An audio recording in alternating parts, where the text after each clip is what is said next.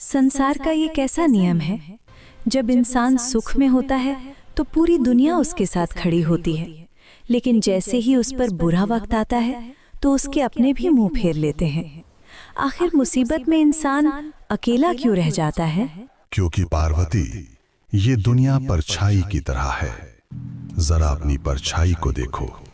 जब तक तुम रोशनी में हो, परछाई तुम्हारे साथ साथ चलती है, लेकिन जैसे ही अंधेरा आता है, तुम्हारी अपनी परछाई भी तुम्हारा साथ छोड़ देती है। जब तुम्हारे शरीर का हिस्सा परछाई ही अंधेरे में वफादार नहीं, तो तुम दूसरों से क्या उम्मीद करती हो?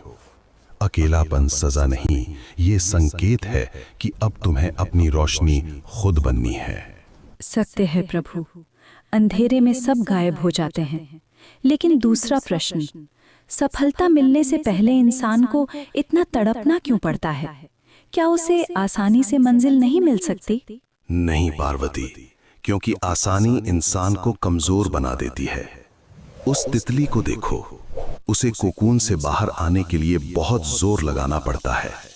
अगर मैं उस कोकून को खोल दूं और उसे बिना मेहनत के बाहर निकाल दूं, तो उसके पंख कभी मजबूत नहीं होंगे, वो कभी उड़ नहीं पाएगी। इंसान का संघर्ष ही उसके पंखों में ताकत भरता है। दर्द उसे तोड़ नहीं रहा, उसे उड़ने के लिए तैयार कर रहा है। अद्भुत, संघर्ष ही शक्ति है।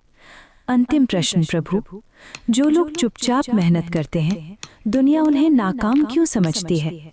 उनकी मेहनत किसी को दिखाई क्यों नहीं देती?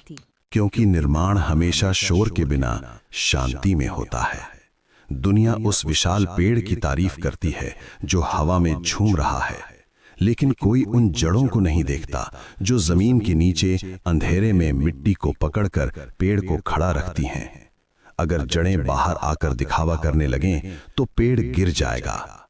सफल व्यक्ति वो है जो जड़ों की तरह गुमनाम रहकर भी अपनी पकड़ मजबूत रखे। हे महादेव, आज जीवन का सार समझ आ गया। साथ छोड़ना परछाई का धर्म है, संघर्ष करना तितली की उड़ान है, और चुप रहना जड़ों की ताकत है।